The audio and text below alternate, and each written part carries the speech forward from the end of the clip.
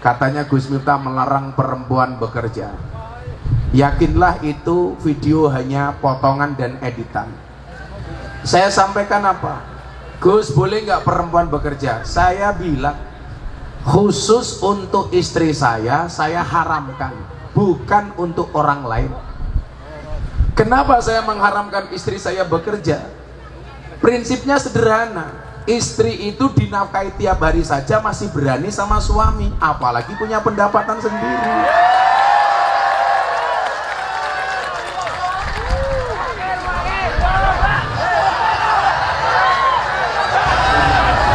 Assalamualaikum warahmatullahi wabarakatuh.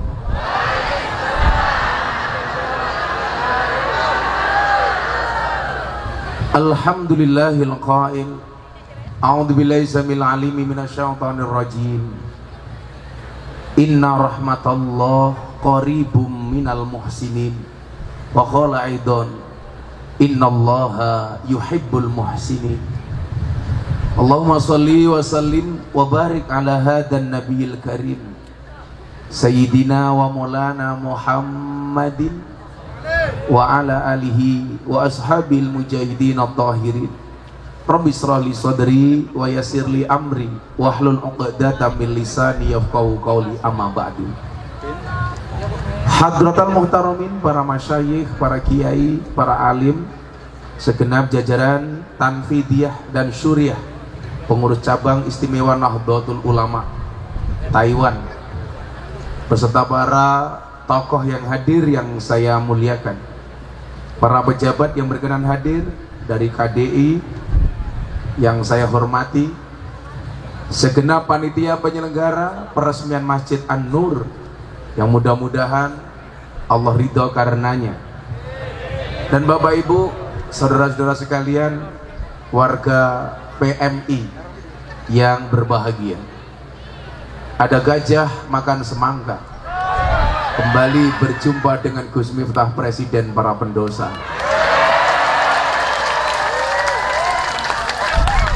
Makan roti, minumnya susu.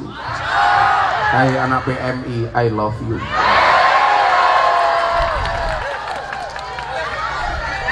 Itu Gus Miftah, I love you.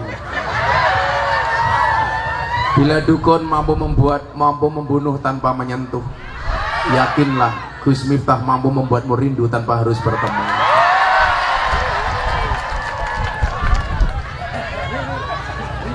Alhamdulillahirrabbilalamin. Siang hari ini saya bisa sowan, walaupun agak berat, karena besok malam saya harus nyampe Pekalongan. Ada multaqo ulama dunia yang dihadiri ulama dari 64 negara. Kebetulan saya diminta jadi wakil ketua panitia. Ketua panitianya Pak Menhan Prabowo Subianto, yang buka Bapak Presiden Jokowi. Tapi karena rasa cinta saya kepada PMI, saya tinggalkan Pekalongan, saya datang ke terpencil di daerah Taiwan. Saya pikir sekian kali saya ke Taiwan, kayaknya ini sing paling disit, desa bingit.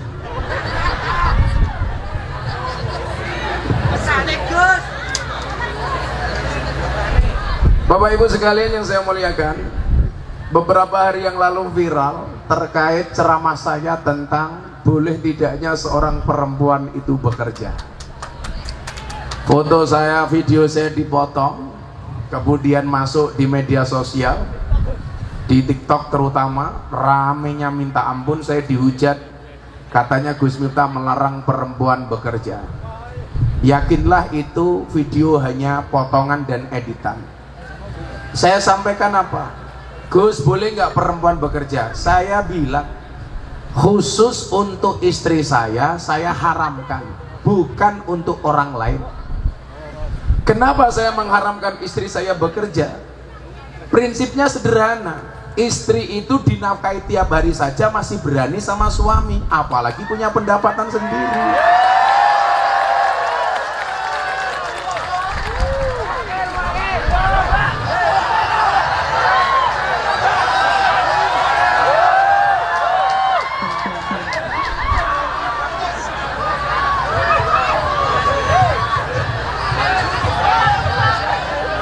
Suami bekerja sebagai PMI saja di Indonesia, malah istrinya cari-cari sendiri.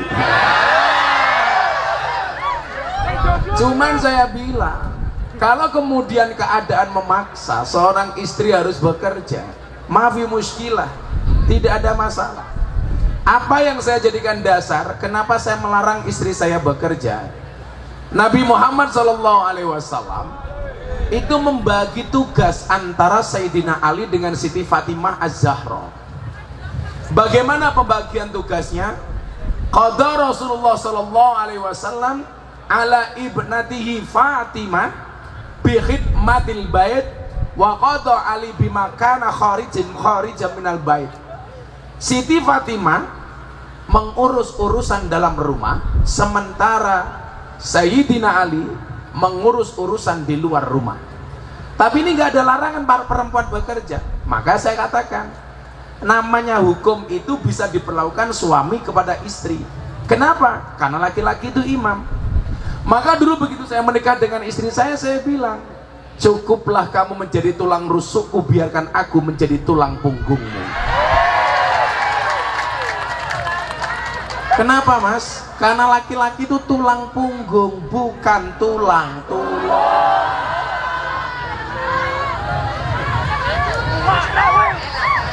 Maka kemudian saya pahami betul, perempuan itu tidak boleh dikasari, tidak boleh dikerasi, tapi juga jangan terlalu lebay dengan istri. Kenapa? Kebetulan Allah ciptakan perempuan itu dari tulang rusuk bagian kiri, bukan bagian kanan. Kenapa perempuan tidak diciptakan dari tulang kaki? Supaya tidak diinjak-injak oleh laki-laki. Kenapa perempuan tidak diciptakan dari tulang kepala? Supaya tidak nginjak-nginjak laki-laki. Tapi perempuan diciptakan dari tulang rusuk bagian kiri yang dekat dengan jantung dan hati. Kenapa? Karena pada dasarnya perempuan itu suka disayangi dan suka dicintai. Tapi kemudian apa? Bahwa banyak laki-laki ini kemudian terjerumus kepada persoalan perasaan. Padahal Allah takdirkan laki-laki itu besar akalnya, perempuan besar hatinya. Artinya apa? Laki-laki harus banyak menggunakan logikanya, perempuan banyak menggunakan perasaannya. Maka saya bilang, soal penampilan fisik, perempuan itu jauh lebih bohong dibandingkan laki-laki. Persoalan fisik. Tapi persoalan hati, laki-laki lebih banyak bohong dibandingkan perempuan.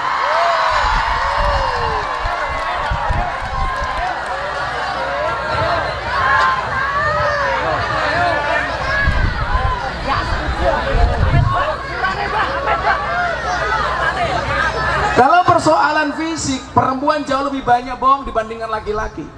Makanya saya banyak gagal paham kalau melihat wajahnya perempuan. Hampir saya nggak bisa membedakan ini wajah apa papan karambol.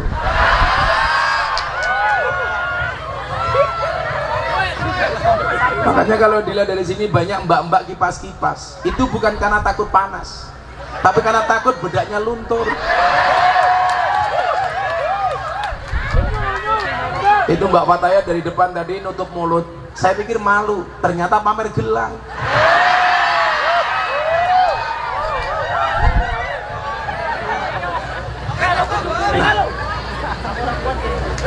Inilah alasan kenapa laki-laki sampai harus bekerja di Taiwan.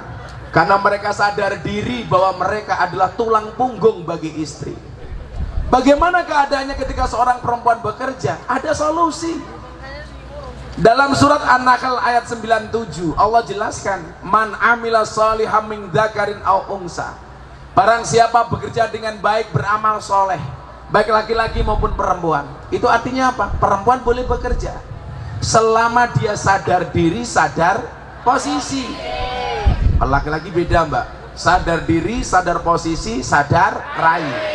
Laki-laki harus paham, bagi perempuan bagaimanapun rekening nomor siji.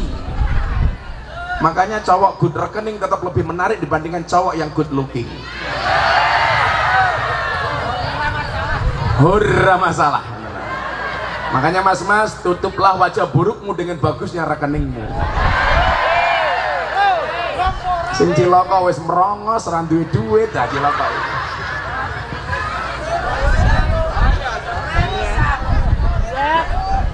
Berarti apa? Man amila sholihan min dzakarin aw unsa, laki-laki boleh bekerja, perempuan boleh bekerja. Makanya saya bilang fatwa saya itu khususiyah, saya sebagai imam kepada istri. Contoh, saya memberikan fatwa kepada istri saya. Dari awal pernikahan saya bilang, saya sebagai imam mengharamkan istri saya sebagai makmum untuk membuka HP saya. Boleh lanang kok. Tapi saya juga kemudian apa? Konsisten. Ketika istri percaya tidak buka HP saya, maka saya tidak menggunakan HP saya untuk hal-hal yang diinginkan, yang tidak diinginkan.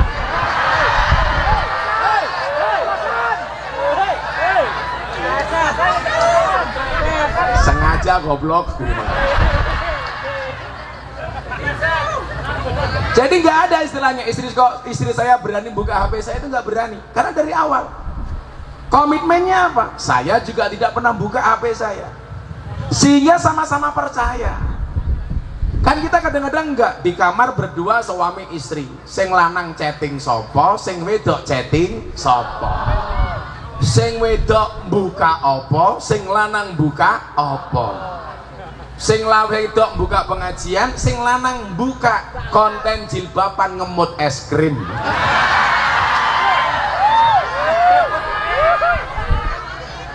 Aku yuk pas delok soalnya gitu. Karena saya ditanya, disuruh komentar apa pendapat Gus Miftah, kan nggak mungkin saya bisa berpendapat kalau saya tidak melihat video aslinya. Makanya saya selalu berprinsip, gunakanlah waktumu sebaik mungkin. Kenapa? Karena sedetik saja berharga, apalagi 19 detik.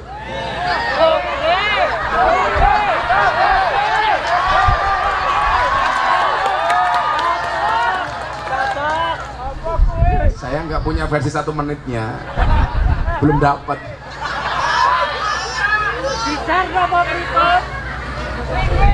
Kalau anak ini sebagai patokan, berarti perempuan boleh untuk bekerja, nggak ada masalah. Selama kamu sadar posisimu sebagai seorang perempuan. Perempuan boleh bekerja, boleh mempunyai penghasilan bahkan lebih besar dibandingkan suami. Kalau dia paham posisi. Bagaimanapun saya ditakdirkan sebagai seorang istri. Kenapa kok istri harus bekerja? Jawabannya sederhana. Karena suami itu hanya titipan. Kalau tidak diambil Allah, minimal diambil mantan. Bene cangkeme bene gitu.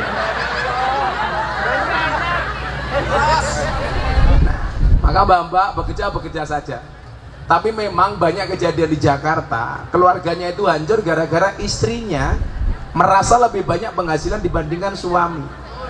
Maka kemudian dia berani semena-mena dengan suami. Itu yang tidak boleh. Cangkeme mbak, rungokno mbak.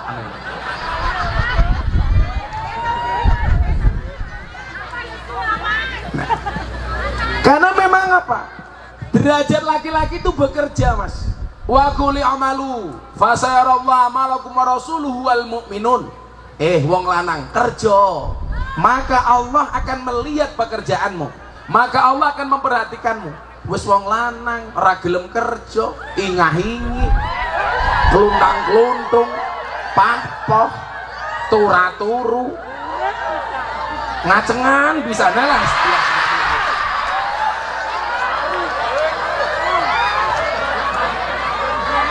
Lah kerja le semampu mungkin.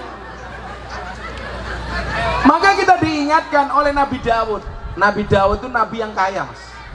Dia itu bapaknya Nabi Sulaiman. Kemudian Sulaiman menjelma sebagai nabi terkaya. Sampai kunci gudangnya Sulaiman itu hanya mampu diangkut oleh 90 kuda terbaik. Saking banyaknya gudangnya Sulaiman. Tapi yang perlu Anda tahu apa? Kunci gembok bukan gemboke. Kuncinya itu nggak mampu diangkat 90 kuda terbaik. Nabi Sulaiman itu saking kayanya, Ratu Bilqis mau nyuap emas berlian ditolak. Tapi sebaliknya, ketika dikasih ucapan terima kasih sama semut, atas tidak diinjaknya semut oleh Nabi Sulaiman diterima sama Sulaiman. Yang pengen saya sampaikan bukan itu. Beliau duduk di depan masjid setelah sholat duhur bersama orang miskin. Beliau katakan apa? Miskinun yujalisu miskinan. Orang miskin duduk dengan orang miskin. Orang miskin ini bertanya, Sulaiman, Anda itu raja, kaya. Kenapa Anda mengatakan orang miskin duduk dengan orang miskin? Apa jawaban Sulaiman? Saya tidak pernah makan uang kerajaan. Saya tidak pernah makan uang negara. Dan saya hanya makan dari hasil jerih payah tangan saya sendiri. Demikian juga Nabi Dawud. Wa inna nabiyallah Dawud alaihissalam kana yakulu wa yasrabu bi amali yadi. Dia hanya mau makan dan minum, tidak mau mengambil harta kerajaan, tetapi dia bekerja dengan tangannya sendiri. Maka saya bilang apa? Boleh orang itu jadi pejabat, syaratnya satu bagi saya. Kaya dulu jadi pejabat itu jauh lebih keren daripada jadi pejabat baru kaya. Orang pasti curiga. Makanya kalian di sini berbangga hati. Lebih baik tanganmu kotor, tetapi hasilnya bersih, daripada banyak orang tangannya bersih, hasilnya kotor. Betul? Makanya santai wae, tanganmu kasar kapalan tok. Besok hisabmu di akhirat ini nyantai. Kowe tangoni karo munkar nakir ning alam kubur. He PMI, man rabbuka? Jawaban kamu nanya. Langsung diebuk cangkemmu karo malaikat. Dier. Delalang gelundung. Malaikatnya bengok to, ganjel to. Arep diebuk meneh PMI bengok pelan-pelan Pak sopir. Ini besok jadi saksi. Tangan kamu yang berkapal itu akan jadi saksi bahwa tanggung jawab sebagai seorang laki-laki. Dikatakan qawwam. Qawwam itu tidak hanya imam, Mas. Qawwam itu artinya bertanggung jawab, nafkah lahir dan batin. Banyak orang yang kelebihan lahir kurang batin gak bagus. Banyak orang yang dikasih nafkah batin gak ada lahir juga gak bagus. Kerja terus ratau kelon yo rapi, kelon terus ratau kerja yo ora api. Kalau kalian di Taiwan kira-kira kerja terus atau kelon terus gak pernah kerja?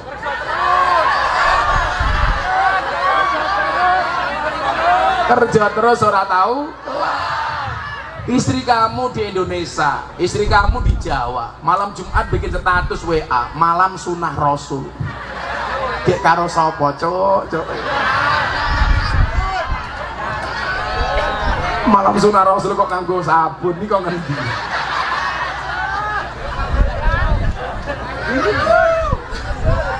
Masa kelon kok di transfer? Gue bayi ini mateng di download. Nah, berarti apa? Kehormatan seorang itu ya bekerja. Wa guli makhluk kerja. Itulah kemudian yang dicontohkan oleh Nabi. Usia 15 tahun dia sudah bekerja, mengembala kambing, mengembala ternak, kemudian dia menjadi pedagang. Kalau Anda lihat dalam catatan sejarah, Nabi Muhammad menjadi nabi itu hanya 23 tahun. Usia 40 sampai 63 tahun. Berarti Nabi Muhammad menjadi pedagang berapa tahun? Usia 15 sampai 40 tahun. Nabi Muhammad menjadi pedagang 25 tahun. Maka sebenarnya idealnya sesuai-suainya sampean ning Taiwan jangan lebih dari 25 tahun.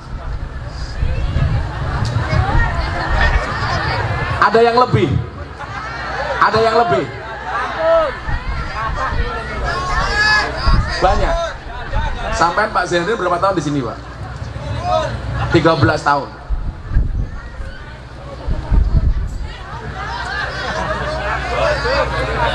Ada yang Pak Agus? Oh, Pak Agus. Pak Agus selawe tahun. Nganti rupanya kayak Cina kebrongot.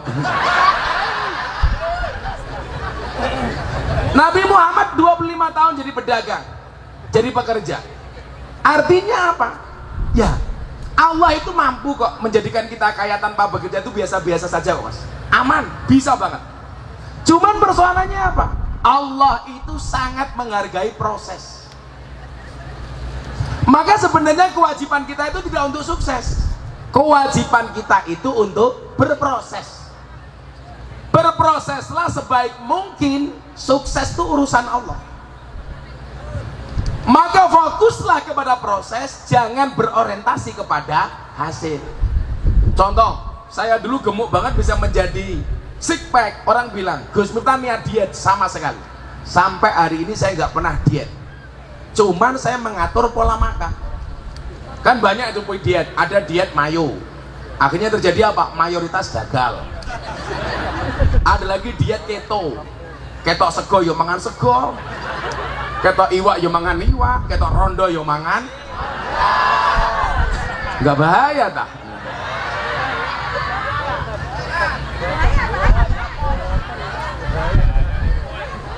Saya nggak pernah, tapi saya fokus kepada proses. Saya nggak mau diet keto umpamanya. Kenapa? Karena keto itu fokus kepada makanan berlemak. Justru yang dimakan yang berlemak, mas. Buahnya alpukat, karena alpukat itu buah yang berlemak bagus. Yang dimakan jeroan-jeroan, karbohidrat dan lain-lain tidak dimakan. Saya punya prinsip, jangan pernah mengharamkan sesuatu yang dihalalkan oleh Allah. Berarti semua makanan yang halal itu boleh dikonsumsi. Yang nggak boleh cuma satu, apa? Berlebih-lebihan. Innallaha yuhibbul musrifin. Karena teori manusia itu nggak masuk. Kalau pengen kurus, nggak usah makan nasi, tapi makan sayur. Buktinya gajah makan rumput juga gemuk. Loh, malah cangkeme pawaan gitu. Tapi emang anak kalane le. Kurus atau gemuk itu jen bawaan. Sama dengan kaya atau miskin itu bawaan. Loh iya le. Kok cangkem lepas tekan gono gitu. Kita santet rasa ngaceng loh. Aja bah.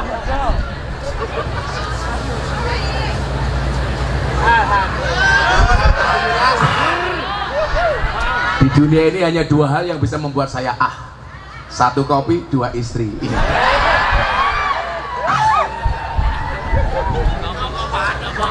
Saya harus banyak ngopi, karena ngopi itu, kenapa saya harus ngopi? Karena hidup itu butuh inspirasi, bukan halusinasi. Makanya mbak-mbak PMI itu ya, contohlah kopi itu loh, nduk. Tetap menjadi hitam dan pahit, tidak harus menjadi putih dan manis untuk dicintai. Rakai raimu yun.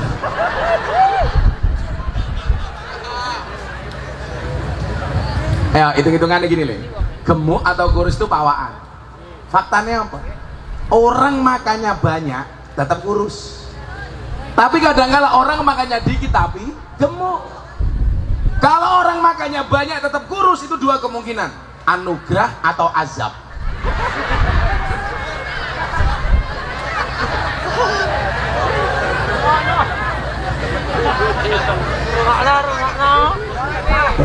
Ayo kena azab rapi. Tapi kalau mbak-mbaknya gara-gara banyak makan dibully, dasar gemuk, kamu jawab, sorry, saya gemuk karena makan nasi. Daripada kamu kurus makan nasi. Iya. Santai aja dok. Kayak dia podo nih, bawaan kerja 24 jam ora sugih-sugih. Kadang-kadang kerjanya biasa tapi sugih. Itu namanya bawaan. Loh, kok setruk cangkemmu gitu. Maksud saya apa? Kenapa kita hanya fokus kepada proses, gak usah berorientasi kepada hasil? Karena wajibnya kita tuh kerja, soal hasil urusannya Gusti Allah. Sugih apa ora itu bukan urusan kita. Maka orang sukses memahami proses, orang gagal banyak protes. Betul? Jadi kalau saya itu melihat orang sukses, yang saya lihat bukan kesuksesannya, tapi prosesnya. Kalau sekarang wah kayak enak, bapak kayak duwe mobil, duwe omah, itu sekarang. Coba kamu lihat proses panjangnya. Maka supaya kita tidak stres di dalam bekerja, ada resep bahagia menurut Ibnu Athaillah As-Sakandari, penulis kitab Hikam, Shahibul Hikam. Apa resep bahagia? Konco-konco Taiwan kalau bisa mengamalkan Ibnu Athaillah ini mesti bahagia. Liyakillah matafrohubi, yakillah matahzanubi. Semakin kecil standar kebahagiaanmu, maka semakin kecil potensi kecewamu. Semakin sedikit standar bahagiamu, maka semakin sedikit potensi kecewamu. Kenapa kok orang itu kecewa? karena faktanya tidak sesuai dengan ekspektasinya. Betul? Betul. Kirim uang ke rumah untuk bangun rumah, sampai rumahnya ternyata tidak terbangun, malah yang terbangun perut istrinya. Sing gede ora omahe tapi wetenge bojone diuntal codot. Ada yang punya pengalaman seperti itu? Banyak.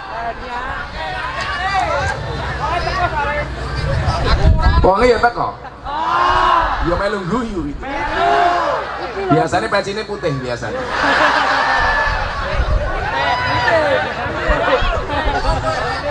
Sing nganggo topi insyaallah luwih parah. Ayo, nanti kita ngobrol saja. Kamu ngomong apa saya dengerin, yang berani ngomong tak kasih uang. Mumpung saya bawa uang banyak. Cangkeme ora payu niku. Asu salah masalah.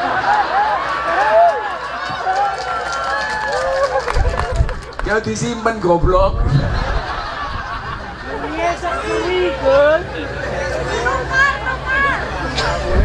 Gus Miftah, I love you. Ku selalu merindumu walau belum pernah bertemu. Dari wong ngapak Cilacap. Wah ngapak mani. Orang ngapak orang kepenak. Wayuh matamu wayuh.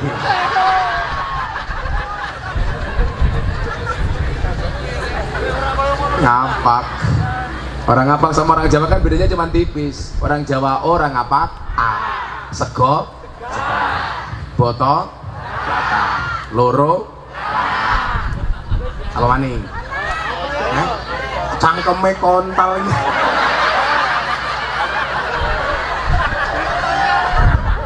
Kontal mencelat.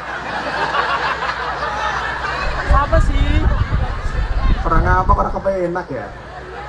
Ada orang Sunda di sini. Ada orang ngapak main ke kampungnya orang Sunda, masuk kampungnya orang Sunda nginjak kotoran. Orang apa kan teriak, "Tai ini siapa ya?" Dijawab sama orang Sunda, "Iya, mah taina urang." Itu masalah. Karena orang bagi orang ngapak sama orang Sunda itu kan beda. Kalau orang ngapak orang itu udang, orang Sunda orang itu saya orang. "Tai ini siapa?" "Iya, mah taina urang." Orang ngapak langsung teriak, "Inyong ra percaya. Masa taina urang gedene sakieu?"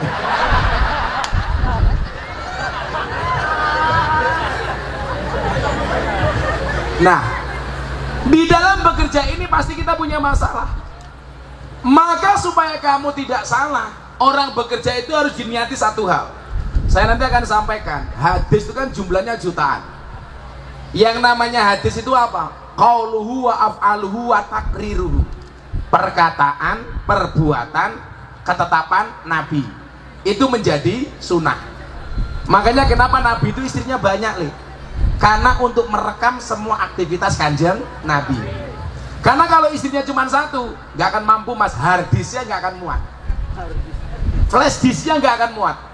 Bagaimana cara tidur Nabi yang paling tahu ya istrinya.